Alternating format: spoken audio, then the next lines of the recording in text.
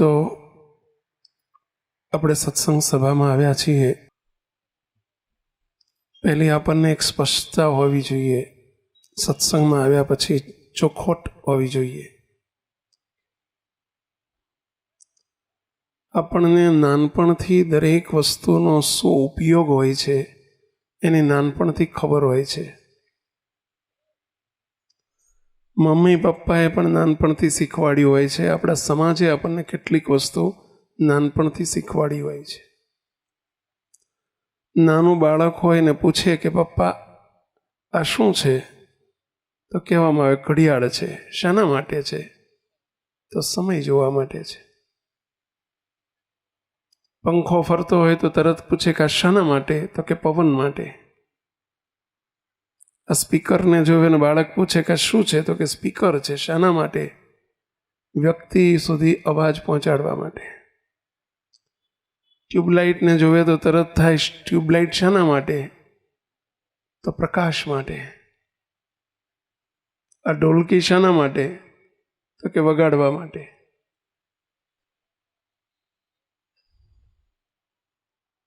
ચશ્મા શાના માટે? તો જોવા માટે. ગાડી શાના માટે? તો ફરવા માટે. હજારો વસ્તુની આપણને ખબર છે. એક રસોડામાં વેલણ જોઈએ ને તો બાળક પૂછે કે આ શું છે? તો કે વેલણ. શાના માટે? તો કે રોટલી વણવા માટે. બધી વસ્તુની આપણને ખબર છે કઈ વસ્તુ શાના માટે હોય છે. તો આપ સૌને મારે પ્રશ્ન પૂછવો છે. આપણને એક વસ્તુની ક્લેરિફિકેશન નથી. સત્સંગ શાના માટે? સંતો શાના માટે? ભગવાન શાના માટે? બાકી તો હજારો વસ્તુની ખબર છે કે ચશ્મા શાના? તો ચશ્મા પહેરવા માટે અને જોવા માટે છે. પણ ભગવાન શા માટે છે? આ સત્સંગ શું કરવા છે? સંતોની શું જરૂર છે? આપણા જીવનમાં આ સત્સંગ કરવા આવ્યા છીએ. આપણે સંતોના માધ્યમે આપણે સત્સંગ કરીએ છીએ. તો આપણને ચોખવટ હોવી જોઈએ કે સંતોની શું જરૂર છે જીવનમાં, સત્સંગની શું જરૂર છે, ભગવાનની શી જરૂર છે.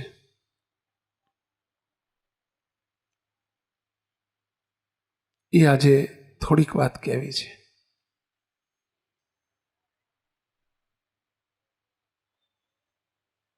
સત્સંગ ભગવાનને, ભગવાનના સંતને રાજી કરવા માટે છે. અને રાજી થાય તો જીવાત્માનો મોક્ષ થાય. જીવના અનંત જન્મના ફેરાની પૂર્ણાહુતિ થાય. પણ ભગવાનને, ભગવાનના મોટા સંત રાજી થાય તો એના બદલામાં શું મળે, આપણું શું વળે, એ વાત બે વચનામૃતના આધારે આપણે લીધેલી. એક હતું ગઢડા પ્રથમનું 58મું વચનામૃત, બીજું હતું ગઢડા મધ્યનું 45મું વચનામૃત. સ્વામિનારાયણ ભગવાન ગઢપુરમાં બિરાજેલા. સ્વામિનારાયણ ભગવાનના એક બહુ મોટા સંત આનંદાનંદ સ્વામી હતા. અને આનંદાનંદ સ્વામીએ મહારાજને એવો જ પ્રશ્ન, સ્વામિનારાયણ ભગવાનને એક પ્રશ્ન પૂછ્યો છે કે હે મહારાજ, ભગવાનને, ભગવાનના કોઈ મોટા સંત જેની ઉપર રાજી થાય તો એ રાજીપાના બદલામાં શું આપે? આપણે કહ્યું હતું કે રાજીપા બે પ્રકારના હોય છે. એક ઉપરનો રાજીપો, ઉપર છલો રાજીપો, અને બીજો અંતરનો રાજીપો. ભગવાનને મોટા સંત જેની પર અંતરથી રાજી થાય, મહીથી રાજી થઈ જાય તો એના બદલામાં શું આપે? આપણે ભગવાનને, સંતોના રાજીપા રૂપી પગાર લેવાનો છે. પણ પ્રશ્ન એ થાય કે ભગવાનને સંત રાજી કેમ થાય? શું કરીએ તો રાજી થાય? અને રાજી થાય તો શું આપે? 4 આશીર્વાદ સ્વામિનારાયણ ભગવાને આપ્યા છે કે ભગવાનને, ભગવાનના મોટા સંત રાજી થાય તો પહેલું તો એ રંકમાંથી રાજા કરી નાખે છે. ભગવાનને ભગવાનના મોટા સંત રાજી થાય, રંકમાંથી રાજા થઈ જાય છે. બીજો આશીર્વાદ આપેલો, ભગવાનને ભગવાનના મોટા સંત જેની પર રાજી થાય એના માથે ગમે એવું મોટું વિઘ્ન આવનારું હોય એના વિઘ્નને ટાળી નાખે છે. જો ભગવાનને મોટા સંત રાજી થાય છે, માથે આવનારું વિઘ્ન કે કોઈ ઘાત આવવાની હોય એની ઘાત ટાળી નાખે છે.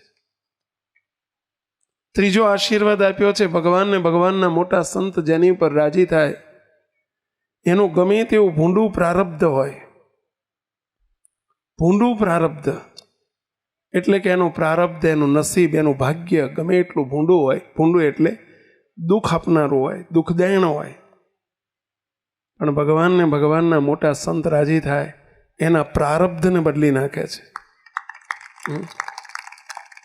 પ્રશ્ન થાય કે પ્રારબ્ધ બદલાય? ઘણાને પ્રશ્ન થાય કે પ્રારબ્ધ એક વખત વિધાતાના લેખ હોય બદલાય? પ્રારબ્ધ બદલાય? જે સ્વામિનારાયણ ભગવાનનો ભક્ત થાય, ભગવાનને ભગવાનના મોટા સંત ધારે તો પ્રારબ્ધને બદલી નાખે છે. એવા એક નહીં, અમે અનેક પ્રસંગો જોયા છે ભાઈ, એનું પ્રારબ્ધ બદલી નાખે. ભગવાનને ભગવાનના ચોથો આશીર્વાદ આપે છે, ભગવાનને મોટા સંત રાજી થાય એના માથે ગમે એવા જન્મો જન્મના પાપ અને કર્મ હોય તો એના પાપ માત્રની ઉપર લાલ લીટો તાણી અને એને ભગવાન પોતાનું ધામ આપી દે છે, એટલે કે એનો મોક્ષ કરી નાખે છે. આ 4 આશીર્વાદ સ્વામિનારાયણ ભગવાને વચનામૃતમાં આપ્યા છે. આજે આપણે થોડુંક પ્રેક્ટિકલ જોવું છે કે આવું બને? મુક્ત બને. મોટા સંત બોલે એના ભેળા ભગવાન બોલે, કારણ કે મોટા સંતના બોલનારા ભગવાન હોય, એના મુખમાં ભગવાનનો વાસ હોય, એમના આશીર્વાદ એટલે ભગવાનના આશીર્વાદ કહેવાય. એ ચાલે, ભગવાન ચાલે. સંત ભગવાન નથી, પરંતુ સંતના ભેળા ભગવાન છે. સંતો જમે, ભગવાન જમે. સંતને જળ પાણી પાવીએ આપણે, ભગવાનને પાણી પહોંચી જાય. સંતની સેવા ભગવાન સુધી પહોંચી જાય ભાઈ. સ્વામિનારાયણ ભગવાનના 5 સંતો વિચરણ કરતા કરતા આજથી લગભગ 100-125 વર્ષ પહેલાની વાત છે. સ્વામિનારાયણ ભગવાનના 5 સંતો વિચરણ કરતા કરતા મુંબઈ પહોંચ્યા. મુંબઈ એ જમાનામાં આટલું બધું ટ્રાન્સપોર્ટેશન નહોતું. ટ્રાન્સપોર્ટેશન એટલે સમજ્યા ને, બસ ને ગાડીઓ ને ફ્લાઇટ ને વિમાન ને આ બધી સગવડો નહીં. સંતો ચાલતા જતા. સ્વામિનારાયણ ભગવાનના 5 સંતો મુંબઈ પહોંચ્યા અને મુંબઈમાં એ વખતે અત્યારે જે દહીંસર ને મીરા રોડ ને ભાયંદર ને બોરીવલ્લી ને આ બધા જે વિસ્તારો છે મુંબઈમાં પેસતા શરૂઆતના, જે એ બધા પરા વિસ્તાર હતા, એટલે કે મુંબઈથી બહાર ગણાતા. જેમ અમદાવાદની અંદર તમે જો નરોડા ને નિકોલ ને તમે જો ઓઢવ ને આ બાજુ સાબરમતી ને ચાંદખેડા ને એ બધા ગામડા જ હતા, પરા હતા. પણ જેમ જેમ અમદાવાદ વિસ્તરતું ગયું એમ એ બધા ગામ એક થતા ગયા, અમદાવાદમાં ભળતા ગયા. આપણે જાણીએ છીએ અમદાવાદ નજીક છે એટલે. એમ મુંબઈમાં પણ આ બધા જે વિસ્તારો બધા દૂરના નાના ગામડા હતા, એટલે કે પરા હતા. પરંતુ આજે બધું મુંબઈમાં ધીમે ધીમે ભળી ગયું, મુંબઈનો વિસ્તાર વધ્યો. એમ સંતો વિચરણ કરતા કરતા મુંબઈમાં બોરીવલ્લી વિસ્તારમાં પહોંચ્યા અને બોરીવલ્લી વિસ્તારમાં એક ચાલી હતી. ચાલી એટલે સમજ્યા? પતરાના મકાન હોય અને લાઈનસર 20-25-50 મકાન હોય ને, ચાલી કહેવાય. એવી, અને ત્યાં બિચારા મધ્યમ વર્ગના લોકો રહેતા હોય પતરાના મકાનમાં. અને એમાં ભાઈચંદ શેઠની ચાલી કહેવાતી. એ ચાલીનું નામ હતું ભાઈચંદ શેઠની ચાલી, અને એમાં લગભગ 50 મકાન હિન્દુઓના. સંતો એ ચાલીમાં પહોંચ્યા. એ દિવસે ઉત્તરાયણનો દિવસ હતો, 14મી જાન્યુઆરીનો દિવસ હતો. સ્વામિનારાયણ ભગવાને અમને સંતોને એક આજ્ઞા કરેલી છે કે સંતો ઉત્તરાયણના દિવસે દરેક સંતોએ કોઈ પણ ઘર ટાળ્યા વગર ગમે તેના ઘેર પણ કોઈ નાત જાતના ભેદભાવ વગર ઘર આગળ જોડી માગીને ઊભા રહેવું. કોઈ મુઠ્ઠી અનાજ આપે તોય ભલે, ન આપે તોય ભલે, પણ એ દિવસે સંતોની જોડીમાં કોઈ જે કંઈ આપે તો એ ઠેઠ ભગવાન સુધી પહોંચી જાય, એવો સ્વામિનારાયણ ભગવાનનો આશીર્વાદ છે. આજે પણ અમે સંતો, તમે બધા જાણો છો કે જોડી સેવા માટે 14 જાન્યુઆરી બાપજી પોતે પણ વર્ષો સુધી ગયા છો, અને હું આજે પણ જઉં છું. હું તો સંતોને ભગવાનની આજ્ઞા છે, એ ભીખ નથી, પરંતુ અનંતની ભૂખ ભાગવા માટેનો આ પ્રોજેક્ટ છે. સંતો 5 સંતો, એમાં એક વૃદ્ધ સંત હતા, વડતાલના સંતો હતા, અને એક વૃદ્ધ સંત હતા, અને અને બીજા 4 જુવાનિયા સંતો, 5 સંતો આ ભાઈચંદ શેઠની ચાલીમાં પહોંચ્યા. પહેલું જ જે ઘર હતું, સંતો કોઈને ઓળખતા નહોતા.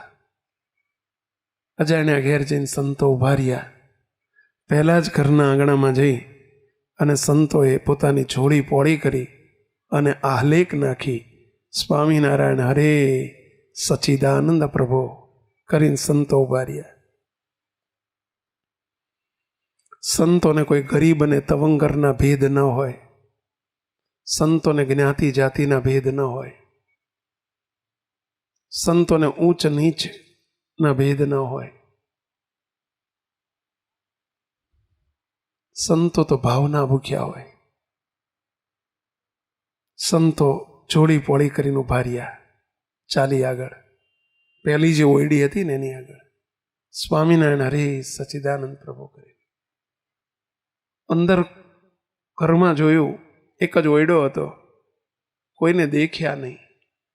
સંતોએ ફરીથી બૂમ પાડી સ્વામિનારાયણ હરે સચ્ચિદાનંદ પ્રભુ. કોઈ બહાર આવ્યું નહીં. સંતોએ વિચાર કર્યો કે ઘરમાં કોઈ લાગતું નથી, ચલો બાજુની ઓરડીમાં જઈએ, બાજુના ઘર આગળ જઈએ. હજુ સંતો પાછા વળીને બીજા ઘરે, બાજુના ઘેર જવા જાય છે, અને ત્યાં એ જ વખતે એક ભાઈ સાયકલ લઈ અને આવીને ઉભા રહ્યા. સંતો ઉભા રહો, ઉભા રહો. સંતો ઉભા રહ્યા. પેલા ભાઈએ સાયકલ પાર્ક કરી, સ્ટેન્ડ ઉપર પાર્ક કરી. સંતો, આ ઘર મારું છે, હું રહું છું. ક્યારના આવ્યા હતા ને કેમ આવ્યા છો? સંતોએ કહ્યું કે ભાઈ 5-10 મિનિટથી આવ્યા છીએ, આજે ઉત્તરાયણ છે. સ્વામિનારાયણ ભગવાનની આજ્ઞા છે કે ઉત્તરાયણના દિવસે કોઈ મુઠ્ઠી અનાજ પણ સંતોની જોડીમાં નાખે તો કોઈનો ભાર ન રાખે મોરારી, વ્યાજ સહિત આપે ગિરધારી. ભગવાન એને વ્યાજનું અનંત ગણું વ્યાજ સાથે પાછું આપે છે. એ જોડી સેવાના દિવસનો પ્રતાપ છે. અને એટલે આજે અમે તમારા ત્યાં કંઈક લેવા માટે આવ્યા છીએ, પરંતુ છતાંય અમે લેવાવાળા નથી. અમારા ભેળા ભગવાન છે, અમે તો દેવાવાળા છીએ. સંતો ઉભા રહો. મારા ઘર આગળથી, આંગણામાંથી સંતો પાછા જાય એ યોગ્ય નથી. મારા સંસ્કાર છે, સાધુ આપણા ઘરના આંગણામાંથી પાછા ન જવા જોઈએ. સંતો ઉભા રહો. અંદર જઈને એમના ધર્મપત્ની ખૂણામાં બેસીને રસોઈ બનાવતા હતા.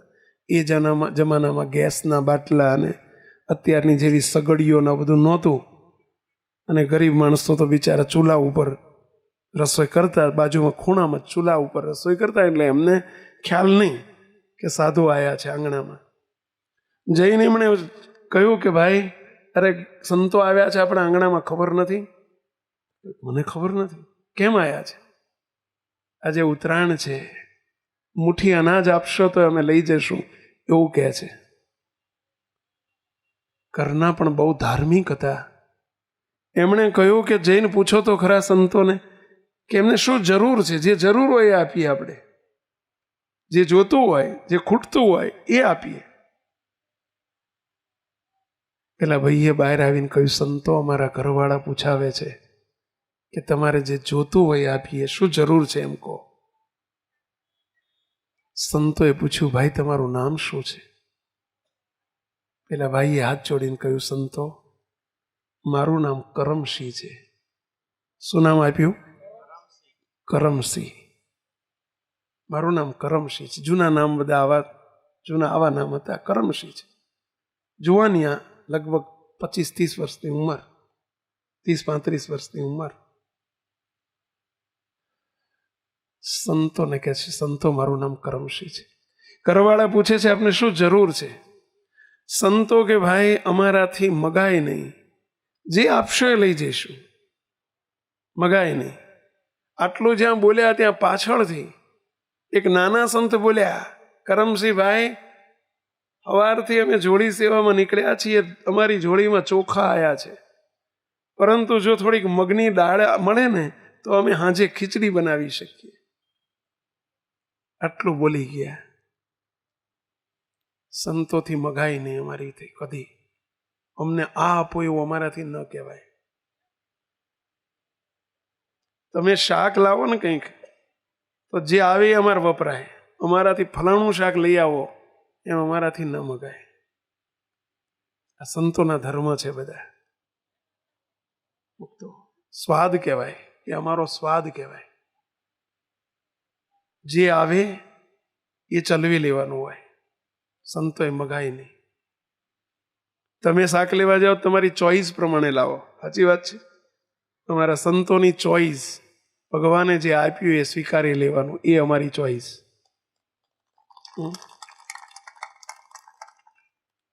સંતોના ધર્મ આવ્યા છો. આ સંતો ભગવાન આપવા માટે નીકળ્યા છે, લેવા માટે નહીં હો. આ તો લેવાનું નિમિત્ત છે. સંતો બોરીવલ્લીની એ ભાઈચંદ શેઠની ચાલીમાં આવીને ઉભા રહ્યા. ભાઈ કરમસિંહભાઈના ઘરની આગળ કરમસિંહભાઈને કહ્યું કે શું લેશો, શું જરૂર છે? એક સંત બોલી ગયા, મગની દાળ હોત તો સારું. કરમસિંહભાઈ અંદર જઈને ઘરનાને કહે છે, સંતો કહે છે કે ચોખા આવ્યા છે, પરંતુ મગની દાળ હોય તો સારું. આટલું જ્યાં કહ્યું ને, એમના ઘરવાળા રસોઈ રોટલા બનાવતા હતા એટલે હાથ હેઠા હતા. કહ્યું, જો સામે મગની દાળની બરણી છે, 2 જ માણા હતા ઘરમાં, આવડી બરણીમાં, પેલી કાચની બરણીમાં મગની દાળ રાખતા. પેલી બરણીમાં મગની દાળ છે તે જાઓ આપી દો બધી, કે સાધુને આપણે બીજી લાવશું. બરણી લઈને ઢાંકણું ખોલી, પેલા ઢાંકણું હોય ને બરણીનું પેલું ફેરવવાનું, ઢાંકણું ખોલીને સંતો આગળ આવ્યા. સંતો લ્યો મગની દાળ. સંતોએ જોડી પોળી કરી અને અંદરથી બોલતા જાય પેલા એમના ઘરવાળાઓ, બધી આપી દેજો, બધી આપી દેજો. અને એમણે આખી બરણી ઊંધી વાળી દીધી. દાળ હતી કિલો જેવી, 1.5 શેર 2 શેર એટલે કિલો જેવી દાળ હતી, બધી આપી દીધી. સંતો કે ભાઈ તમારે ઘર માટે રહેવા દો, ઘર માટે રહેવા દો. અરે ના ના, અમે ઘર બીજી લાવશું, લઈ જાઓ. સ્વામી, મોટા સ્વામી આ બધું જોઈ રહેલા, પેલા ઉંમરલાયક મોટા સ્વામી હતા એ જોઈ રહેલા. પેલા એમણે બહુ ભાવથી બધી દાળ આપી દીધી. અને મોટા સ્વામી એકદમ બોલ્યા, ભાઈ તમારા ઘર માટે ના રાખી? અરે સ્વામીજી, અમારા ઘરના આંગણામાં સંતો ક્યાંથી, સાધુ ક્યાંથી? આજે ઘણા વર્ષો પછી મારા આંગણામાં સાધુ સંત આવ્યા છે અને જોડી લઈને આવ્યા છે. જે સૌને દેનારા છે એ અમારા ઘરના આંગણામાં લેનારા થઈને ઊભા છે. આની શું કિંમત? લ્યો દાળ બધી આપી દીધી. સ્વામી રાજી થઈને એટલું જ બોલ્યા, સ્વામી કે કરમસિંહ, તે અમને તારું બધું આપી દીધું, જ્યાં અમારી પાસે જે છે ને એ બધું જ તને આપી દીધું. બસ જો સંત રાજી થાય તો શું થાય સાંભળજો. જ્યાં અમારી પાસે જે છે ને બધું તને આપી દીધું. હવે બિચારા કરમસિંહભાઈને ખબર નથી. સંતોન તો એમ જો સંતોએ લુગડાઈ પહેર્યા નથી, અમારે સિવિલા કપડાં ના પહેરાય, અમારે ખિસ્સું ના હોય, તમારે 2-4 ખિસ્સા હોય, કારણ કે ખિસ્સામાં મૂકવાનું હોય ને એટલે અમારે કશું મૂકવાનું જ નથી, શાનું ખિસ્સું હોય. સંતોને સ્વામિનારાયણ ભગવાને પૈસાને અડવાની મનાઈ કરેલી છે. અમારે રૂપિયાનો કે પૈસાનો સ્પર્શ થઈ જાય ભૂલમાં તો પણ અમારે ઉપવાસ ચડી જાય ભાઈઓ. તો અમારે ખિસ્સાની જરૂર શું છે? સંતો પાસે શું હતું? કંઈ દેખાતું નહોતું. અને સ્વામી બોલી ગયા અમારી પાસે છે એ બધું તમને આપ્યું. પેલા કરમસિંહભાઈનો વિષય નહોતો સમજવાનો, કઈ સમજ્યા નહીં. એટલે એમના ઘરવાળા બેઠા બેઠા ખૂણામાં સાંભળે અને એમણે કહ્યું કે સ્વામીને કહો જો એમને આપવું હોય ને રાજી થયા હોય ને, આપવું હોય તો આપણે લગ્ન કરીએ. 12 વર્ષ થયા, ઘરમાં કોઈ સંતાન નથી, તો એક દીકરો આપો એવું સ્વામીને કહો કે એક દીકરો આપે. કરમસિંહભાઈ તરત બોલ્યા આપણે સાધુ જોડે આવું ના મગાય. આટલું જ્યાં બોલ્યા ને ત્યાં સંતો સાંભળી ગયેલા. એટલે મોટા સ્વામી તરત કે કરમસિંહ અહીંયા આવ. બહાર બોલાયા. બહાર ચોકમાં એક તુલસી ક્યારો હતો. ગામડામાં પેલા ઘરે તુલસી હોય ને, તુલસીનો છોડ વાયેલો કુંડામાં, અને તુલસી ક્યારો હતો. અને તુલસીના ક્યારામાંથી એક તુલસીનું પાન પેલા સ્વામીએ તોડ્યું. તુલસીનું પાન તોડ્યું અને કે કરમસિંહ લાય તારો હાથ. હાથમાં તુલસીનું પાન મૂક્યું, મુઠ્ઠી વળાઈ દીધી. સ્વામી કે તે અમને મગની દાળ આપી, અમે સામે એમ કહ્યું કે જા તે તારું બધું આપ્યું છે એના બદલામાં અમે અમારું બધું તને આપીએ છીએ, છતાંય તારા ઘરનાની ઈચ્છા છે કે દીકરો મળે તો સારું. આ એક દીકરો આપ્યો. બસ સ્વામી શું કહે છે? આ એક દીકરો આપ્યો. આ તુલસીનું પાન ના સમજતો, આ એક દીકરો આપ્યો. અને એ દીકરાનું નામ તો તુલસી રાખજે. જો નામે પાડી દીધું સ્વામી. બોલો, સ્વામીએ આગળથી એડવાન્સ નામે આપી દીધું. એ છોકરાનું નામ તુલસી રાખજે. જા તારા ઘેર દીકરો થશે. પણ એવું ના સમજતો કે દીકરાથી પતી જશે. અમારા મુખમાં ભગવાન બોલ્યા છે કે જે અમારી જોડે છે એ બધું તને આપ્યું. તારો દાડો આજથી બદલાઈ ગયો. સમજશે? શું કે છે? આજથી તારો દાડો બદલાઈ ગયો. ભગવાનને સંત રાજી થાય તો શું આપે? સ્વામી રાજી થઈ ગયા. શામાં રાજી થઈ ગયા? 1 કિલો દાળમાં. હવે કિલો દાળની કિંમત એ જમાનામાં 100 વર્ષ પહેલા કેટલી? 50 રૂપિયા હશે. 5 રૂપિયા, માંડ 5 રૂપિયા નહીં હોય. હા, એ જમાનામાં 100 વર્ષ પહેલા ક્યાં 5 રૂપિયા હતા? મેં 5 રૂપિયાની કિલો દાળ નાનપણમાં જોયેલી છે મેં. હા, એવું હોય પહેલા. પણ કિંમત વસ્તુની નથી, એને બધું આપી દીધું ને, એમાં સ્વામી રાજી થઈ ગયા, સંત રાજી થઈ ગયા. હવે સ્વામીએ આશીર્વાદ આપીને સ્વામી તો નીકળી ગયા. 2 આશીર્વાદ મળી ગયા. કયા 2 આશીર્વાદ ખબર પડી? અમારી જોડે છે બધું આપ્યું. અને બીજો આશીર્વાદ, જા તારા ત્યાં તુલસી નામનો દીકરો થશે, દીકરાનું નામ તુલસી રાખજો. સૂર્ય ફરે, ચંદ્ર ફરે, અનંત કોટી બ્રહ્માંડ બદલાય, પણ મોટા સંત જેના બોલનારા ભગવાન હોય, મુક્તો એના મુખમાંથી નીકળેલો આશીર્વાદ કદી ન બદલાય, કદી ન બદલાય. કારણ કે એમના મુખમાં બોલનારા કોણ છે? પહેલા ભગવાન બોલતા હોય. સંતો તો ત્યાંથી ચાલ્યા ગયા. આ કરમસિંહભાઈ મિલમાં નોકરી કરતા, કાપડની મિલમાં નોકરી કરતા. 8 ચોપડી ભણેલા. કેટલી? 8 ચોપડી ભણેલા. અને કાપડની મિલમાં શાળ ખાતામાં નોકરી કરતા. કાપડની મિલમાં ખાતા હોય બધા, એમાં શાળ ખાતું કહેવાય. એમાં નોકરી કરતા. વણાટ ખાતું જેને કહેવાય, વણાટ ખાતું. પહેલાં મુંબઈ અને અમદાવાદમાં કાપડની મિલો બહુ હતી, અને અમદાવાદ તો આખા ભારતનું માન્ચેસ્ટર કહેવાતું. આપણે ભણવામાં આવતું હતું, ખબર હોય તો, કે ભારતનું માન્ચેસ્ટર કયું? તો અમદાવાદ. અમદાવાદમાં સેંકડો મિલો હતી. અને એ જ રીતે મુંબઈમાં પણ ટેક્સટાઇલની મિલો, કાપડની મિલો ઘણી હતી. અને એમાં કાપડની મિલમાં એક સામાન્ય વર્કર તરીકે, કારીગર તરીકે આ નોકરી કરતા. કોણ? આ કરમસિંહભાઈ. 2-4 મહિના થયા હશે આ વાતને, 2-1 મહિના થયા હશે. એક દિવસ, અને એ નાઇટ શિફ્ટમાં હતા. નાઇટ શિફ્ટમાં એમની નોકરી કાયમ રાત પાળીમાં. નાઇટ શિફ્ટ એટલે સમજ્યા ને? રાત પાળીમાં. મિલો 3 પાળીઓ મિલો ચાલતી. 3 પાળી એટલે સમજ્યા ને? 3 શિફ્ટ, 8-8 કલાકની 3 શિફ્ટ ચાલે. એમાં કાયમી આ કરમસિંહભાઈ નાઇટ શિફ્ટમાં નોકરી કરે. હવે રાતના 2 વાગેલા. સાંભળજો શું બન્યું. મહારાજ અને મોટા સંતના આશીર્વાદનું ચક્ર ચાલુ થઈ ગયું. આ બાજુ ચક્ર ચાલુ થઈ ગયું. સ્વામી બોલી ગયા હતા, તારો દાડો પલતાશે.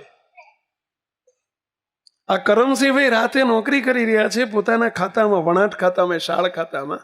અને એ વખતે ઊભા હંચા ઉપર, પેલા મશીન ઉપર કામ કરી રહ્યા છે. એ વખતે બધા મેન્યુઅલ મશીનો હતા. એ વખતે બધા બધું અત્યારની જેમ બધું મોડર્નાઇઝેશન નહોતું, ઓટોમેટિક મશીનો નહોતા. અત્યારે તો બધું કોમ્પ્યુટરાઇઝ થઈ ગયું. બધું કોમ્પ્યુટર ઉપર બધું ચાલતું હોય. સાચી વાત છે ને? પણ એ વખતે આવું જમાનું નહોતું. બધા માણસોથી જ કામ ચાલતા. મશીન ઉપર કામ કરી રહ્યા છે. રાતના 2 વાગે અચાનક મિલના શેઠ, દામજી શેઠ જેમનું નામ હતું, દામજી શેઠ, જે મુંબઈનો એ જમાનામાં રાજા કહેવાતો. એમની પાસે મુંબઈમાં 13 મિલો હતી. એક મિલમાં 10-10 હજાર, 15-15 હજાર, 25-25 હજાર માણસો કામ કરે. એવી 13 મિલો હતી.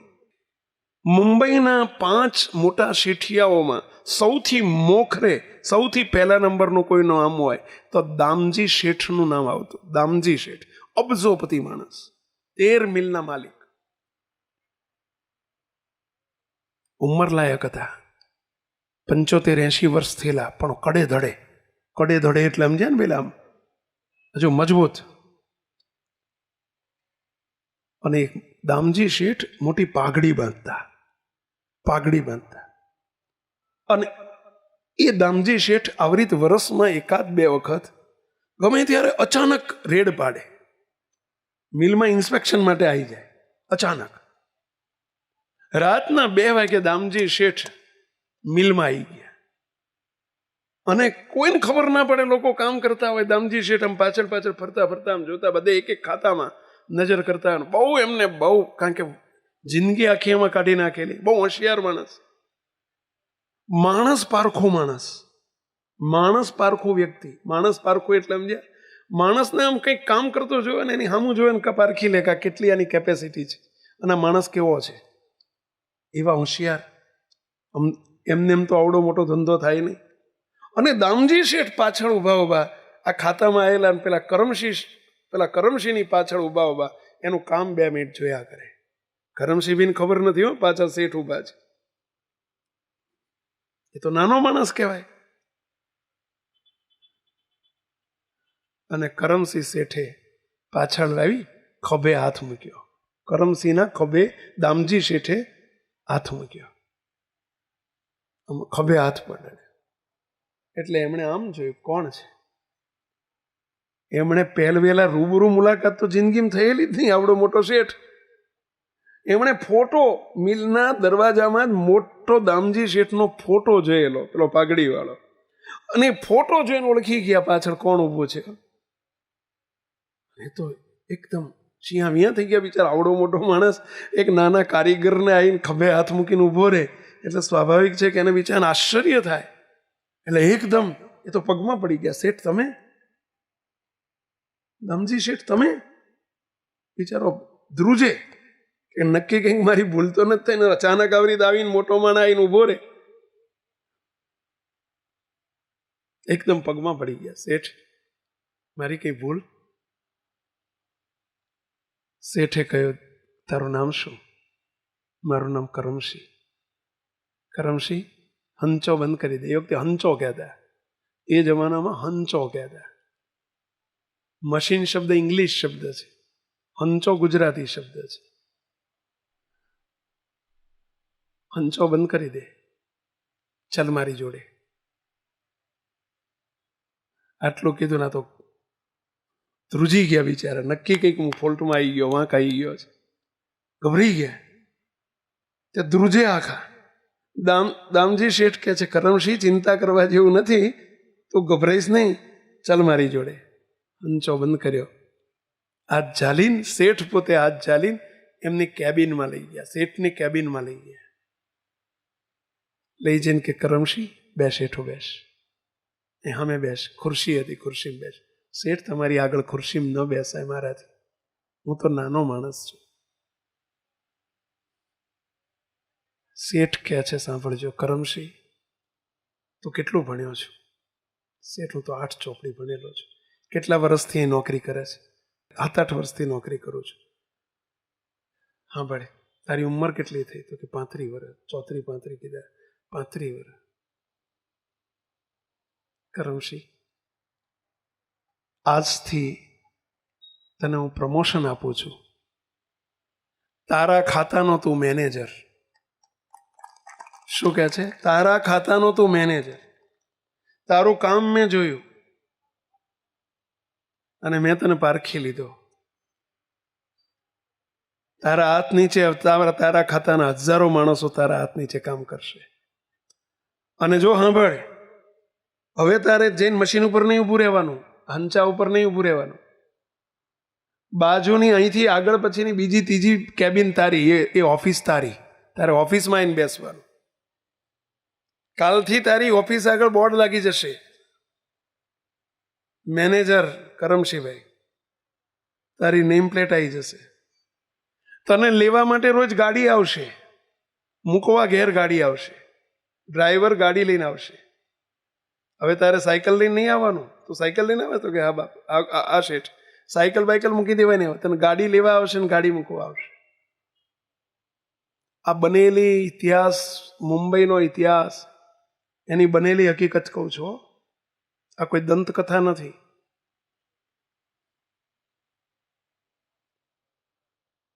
બોલ્યો, આંખમાંથી આંસુ નીકળી ગયા કરમસિંહ શેઠને, કરમસિંહભાઈને. અરે શેઠ, પણ હું 8 ચોપડી ભણેલો ભાઈ સાહેબ, મને ક્યાં બોલવાનું નહીં. મેં તારું સિલેક્શન કર્યું છે, સમજીને કર્યું છે. તારી કુને જોઈને મેં કરેલું છે, તારી કાર્યક્ષમતા જોઈને કરેલું છે. આવતીકાલથી તું મેનેજર છો. એમણે જનરલ મેનેજરને બોલાયા અને કહ્યું કે આજથી હું આ કરમસિંહનું સિલેક્શન કરું છું. એના ખાતાનો આ મેનેજર કરમસિંહ. એને કેબિન આપી દેજો, બેસવા માટે રૂમ આપી દેજો, એની નેમ પ્લેટ લગાવી દેજો અને એને મેનેજર તરીકે ટ્રીટ કરજો. ગાડીની વ્યવસ્થા કરી આપજો. કરમસિંહભાઈ તો ઘાંઘાવ થઈ ગયા. ઓ આ હું ક્યાં સાયકલ વાળો, ક્યાં નાનો માણસ, મારા હાથ નીચે 1000 માણસ કામ કરે, હું મેનેજર. ઘેર ગયા. ઘેર જઈને વાત કરી. પેલા ઘરના રડી પડ્યા. નક્કી પેલા સ્વામી આશીર્વાદ આપ્યા હતા કે જેટલું અમારી પાસે છે એટલું બધું તને આપ્યું. આ એમના આશીર્વાદ કામ કરતા થઈ ગયા. મુક્તો એમના પત્નીને પણ સારા દિવસો ઘણા વર્ષ પછી રહ્યા. ઘેર દીકરાનો જન્મ થયો. સ્વામી આગળથી નામ આપી દીધું હતું. શું? તુલસી. દીકરાનો જન્મ થયો, એનું નામ તુલસી આપ્યું. સ્વામી કહ્યું તું તુલસી નામનો દીકરો આવશે ને તેને તુલસી નામ રાખજો. જો ચક્ર ગતિમાન થઈ ગયો. હવે બીજે દિવસે મેનેજરની પોસ્ટ, રોજ ગાડી આવે, રોજ ગાડી લઈ જાય. ગાડી આવવાની છે, એમના ઘર આગળ ગાડી પહોંચે નહીં, કારણ કે હાવ હાંકડી ગલી. ગાડી બહાર ઉભે રહે, હોર્ન મારે એટલે કરમસિંહભાઈ વટમાં. તેથી પછી તો આમ ઓલ્યા લ્યાગોન જબ્બો પહેરીને ના જવાય, જવાય બી ને. બોલો શેઠે ડ્રેસ આપેલો, ટાઈ બાઈ શૂટેડ બુટેડ થઈને, બોલો મોટા ફર્સ્ટ ક્લાસ જોડા પહેરીને, એમને નવી લાગે ને આજુબાજુ વાળા નવી લાગે. માં બેટો કરમસિંહ મેનેજર થઈ ગયો. બધા વિચાર કરે કે આ કાલ સવારનો સાયકલ લઈને ફરનારો મારો મેનેજર થઈ ગયો. ગાડીમાં આટા મારે લ્યો, ગાડીમાં જાય ને ગાડીમાં આવે ને. જો ભગવાનને સંત રંકમાંથી રાજા કરી નાખે, જો રાજી થઈ જાય તો. શું જરૂર છે આપણા જીવનમાં ભગવાનને, ભગવાનના સંતની શું જરૂર છે? એમના આશીર્વાદની.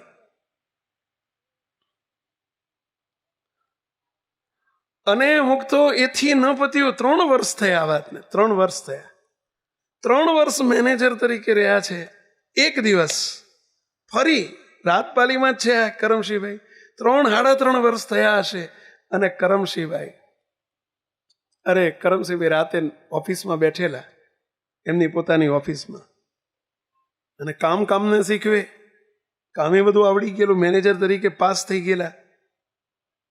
રાતે 2-3 વાગે એક વખત શેઠ દામજી શેઠ અચાનક ફરીથી મિલમાં આવ્યા, અને અહીં કરમસિંહની કેબિન ખોલીને અંદર રૂમ ખોલીને ઓફિસમાં અંદર આવી ગયા.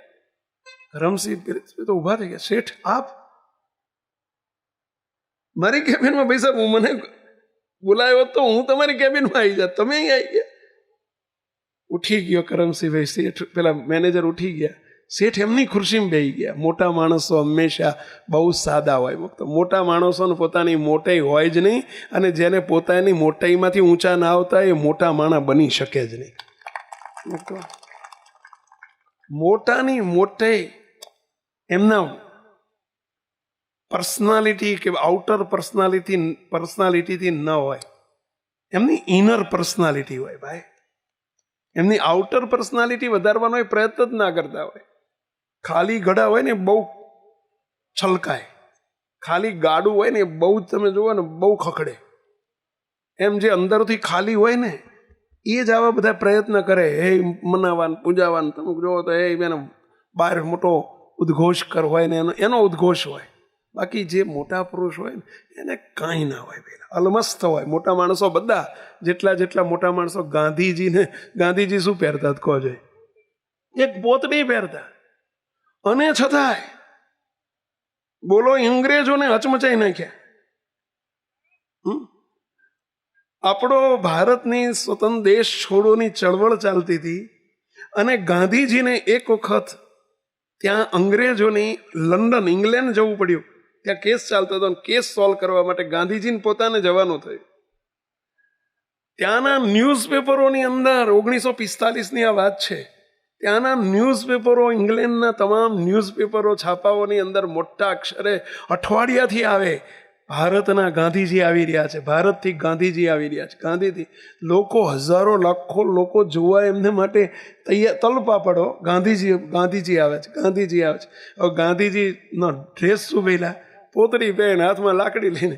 હવે ત્યાં કોર્ટમાં કેસ ચાલે. ત્યાંની જે પ્રિવી કાઉન્સિલ કહેવાતી, આપણે અહીં જેમ સુપ્રીમ કોર્ટ કહેવાય ને, ત્યાં પ્રિવી કાઉન્સિલ કહેવાતી. ત્યાં સુપ્રીમ કોર્ટ નહોતી એ વખતે, ત્યાં પ્રિવી કાઉન્સિલ એટલે ત્યાંની સુપ્રીમ કોર્ટ. અને સુપ્રીમ કોર્ટમાં આપણો ઇન્ડિયાનો અને ઇંગ્લેન્ડનો કેસ ચાલતો.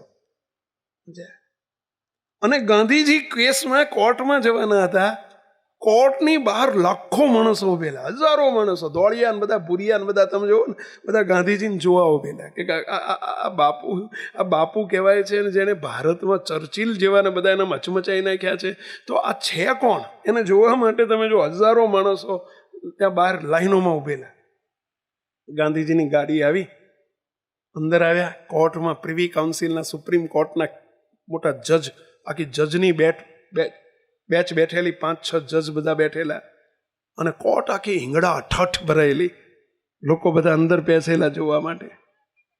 જેવા ગાંધીજી અંદર પ્રવેશ કર્યો ને, હવે હાથમાં લાકડી, ધોતિયું પહેરેલું, ઉપર એક લુગડું ખાલી નાખેલું, હાવ સાદું સીધું વ્યક્તિત્વ.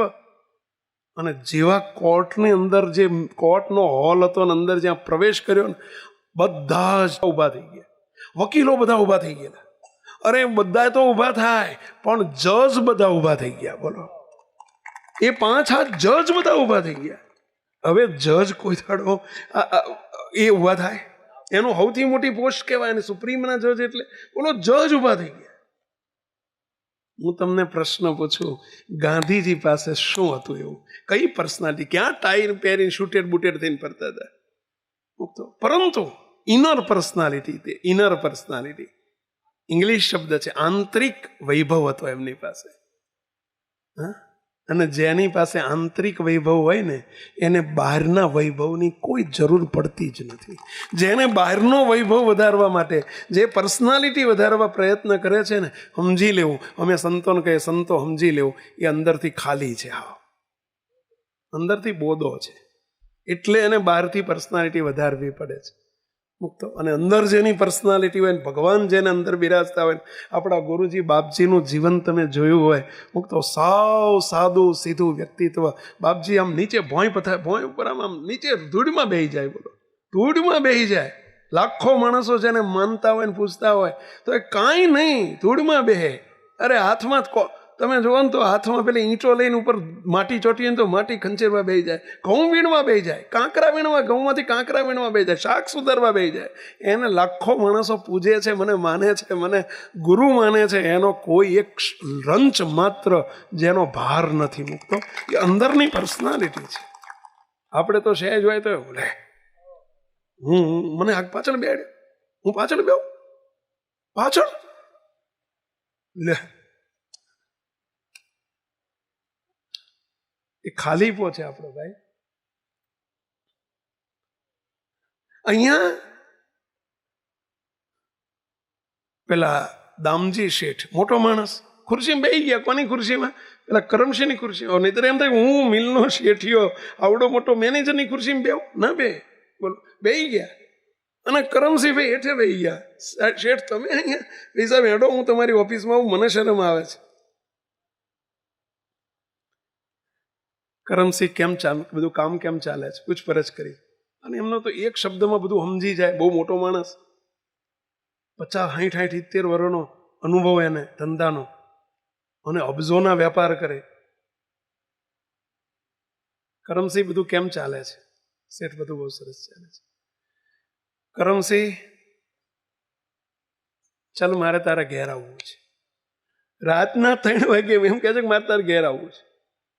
અરે શેઠ હું તો ગરીબ માણસ, મારું ઘર છાપરા વાળું છે, અને પૈસા હું તો ચાલીમાં રહું છું, ભાઈચંદ શેઠની ચાલીમાં રહું છું. પૈસા મારા ઘેર તમે આવો, મને શોભે નહીં અને તમને શોભે નહીં. પૈસા ચાલ મારે તારે ઘેર આવવું છે.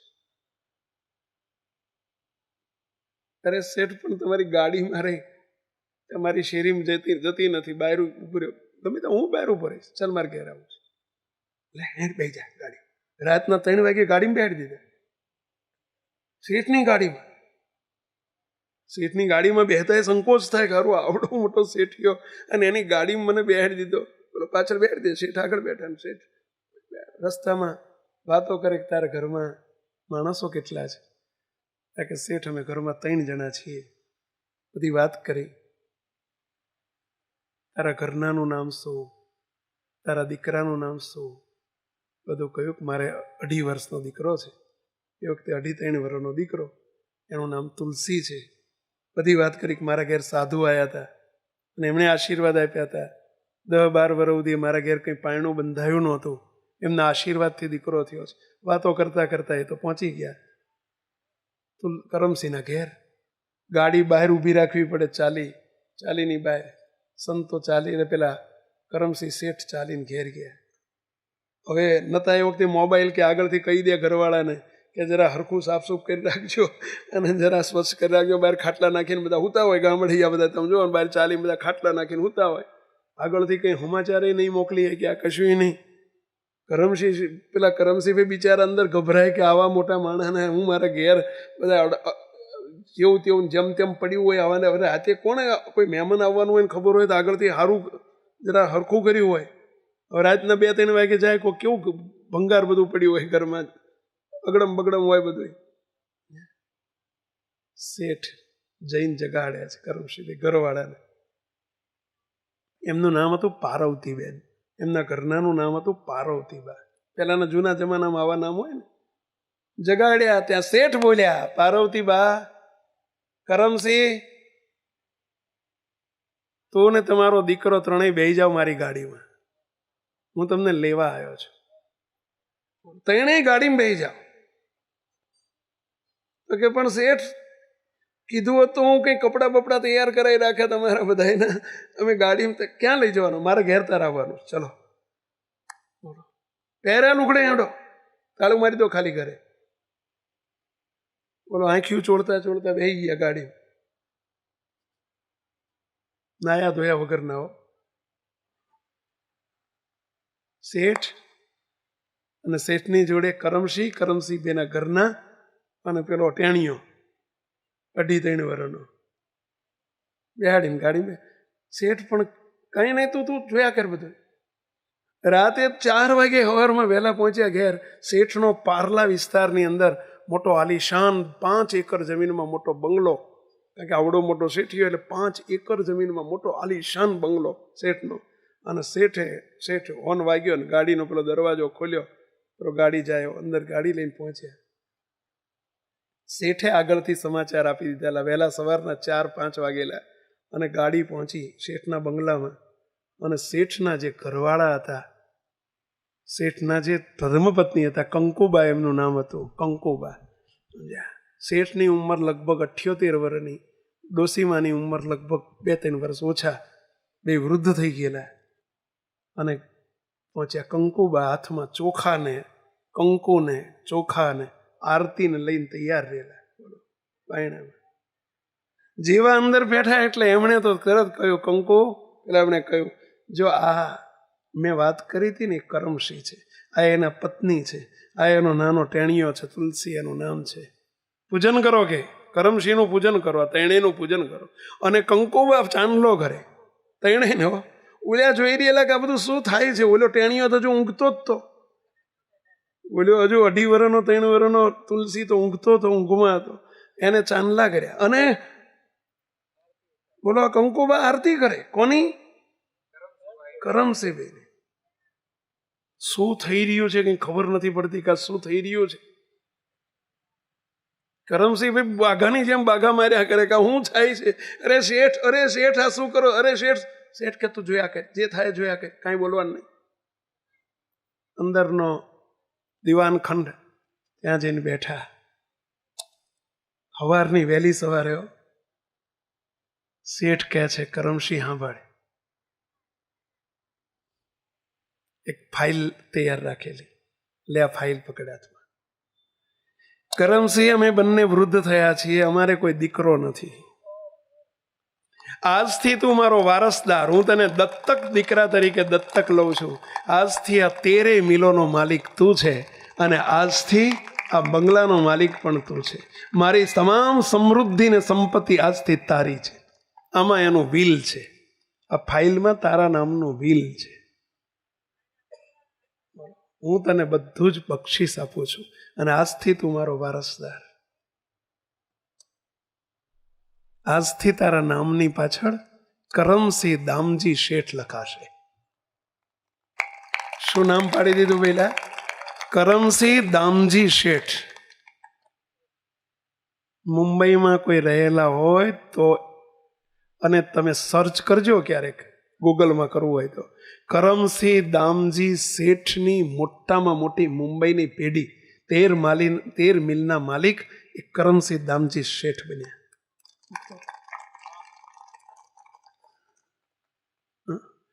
એ ક્યાં હતા? ચાલીમાં રહેનારો એક કરમશી ક્યાં પહોંચી જાય? ક્યાં પહોંચી ગયા? મુંબઈનો રાજા કહેવાય ને પહેલા, મુંબઈનો નગર શેઠ થઈ ગયા. શું કર્યું તું એમણે? કરમશીભાઈ અને એમના ઘરવાળાએ શું કર્યું તું? સંતોને કોથળો ભરીને દાળ આપી હતી, સંતોને જમાડ્યા હતા. અમુક તો કિલો દાળ, આશરે કિલો દાળ આપી હતી, ખુલ્લા દિલે, હસ્તે મુખે. અને સંતો બોલી ગયા હતા, અમારી પાસે છે ને એ બધું તને આપ્યું. શું જરૂર છે સંતોની, સંતોના આશીર્વાદની, સંતોની? આ બનેલી ઘટના છે. મુક્તો હવે બીજી 2-3 વર્ષમાં પેલાની આંખમાં ચોધાર આંસુ રડી પડ્યા બધા. કરમશીભાઈ રડી પડે ને એમના ઘરના ધર્મપત્ની હર્ષના આંસુ હોય ને પહેલા કે શેઠ તમે શું કરો છો? અમે તો કેવા, ક્યાં અમે ને ક્યાં તમે. હવે બોલીશ ને ક્યાં અમે ને ક્યાં. હવે તું મારો દીકરો છો, આ બંગલો તારો છે, હવે ચાલીમ રહેવાનું નથી. પણ ચાલીમ બધો સામાન બધો, હવે સામાન ગયો બધો, હવે તારો આ સામાન હવે મૂકીને સામાન. હવે તો કે પણ પૈસા મારા 2-4 ગાદલા છે, ખાટલા, બધું ખાટલા ને ગાદલા આપણે કોકનું દાન કરી દઈશું, તાનો મને તું આવ આપે. એ બિચારો ગરીબીમાંથી મોટો થયેલો માણા હોય એટલે એને આ બધું લાગે ને વેલા. અને ચોધાર આંસુ એ 2 માણા રડે, આનંદનો પાર. શેઠ અમે ક્યાં તમે અમને મૂકી દીધા? શેઠને કે શેઠ પણ મને મિલ ચલાવતા આવડતું નથી, મેં તો હંચા ચલાવ્યા છે, આખી જિંદગી મેં હંચા ચલાવ્યા, તમને મેનેજર કર્યો, મેનેજરમાં તને ફાઈ ગયું તું? આ ફાઈ ગયું. તું ભગવાન જો હજુ હું કડે દડે છું, હું હાલતો ચાલતો છું, મારા હાથ પગ બહુ સારા ચાલે છે, તું મારી પાસ જોડે જ્યારે જ્યારે હું જાઉં ત્યારે તને જોડે જ રાખીશ, અને તું બધી મિલોમાં મારી જોડે આવતો થઈ જા, 12 મહિનામાં તને ટ્રેન કરી દઈશ. કેવા 12 મહિનામાં હું તને ટ્રેન કરી દઈશ, તું ચિંતા ના કરીશ. મારો દેહ હવે ગમે ત્યારે પડી જાય તો હું નિશ્ચિંત થઈ ગયો કે મારો વારસદાર મને મળી ગયો. આ બધા ચક્રો ગતિમાન કરતા હતા. કોના? આપેલા આશીર્વાદના ચક્રો ગતિમાન કરતા હતા. સાચા સંતના મુખમાંથી નીકળેલા આશીર્વાદની એનો પ્રતાપ તો જુઓ, આ પ્રતાપ. અને 2 વર્ષમાં દામજી શેઠ ધામમાં ગયા, 6 મહિનામાં કંકુબા પણ ધામમાં ગયા. આખો વારસો 2 વર્ષમાં બધું સંભાળી લીધી. તેરે મિલો બંને ધામમાં ગયા. ધામમાં ગયા એટલે સમજી ગયા ને પેલા ભગવાનના ઘેર છે. આ બંને માણસો, તુલસી લગભગ એ વખતે 5 વર્ષનો થયેલો, અને બંને પતિ પત્ની વાત કરે છે કે આપણે આજે જે બંગલામાં બેઠા છીએ, ક્યાં આપણે અને ક્યાં શેઠિયા તૂટીને મરી જઈએ. એટલે આ મહેનત કરી કરીને મરી જાય તો કોઈ દાડો એના ગાડી મળત, સાયકલમાંથી ગાડી પામત, તૂટીને મરી જાત તોય. જે શેઠના પ્રતાપે આપણે સુખી છીએ, પરંતુ એ બધાયનું કારણ છે પેલા સંતના આશીર્વાદ. સ્વામિનારાયણના સાધુ આવ્યા હતા, એના આશીર્વાદ છે. હવે સંતનું નામે નહીં પૂછેલું, સંતોએ એનું નામ પૂછેલું, પણ આમણે સંતનું નામ નહીં પૂછેલું.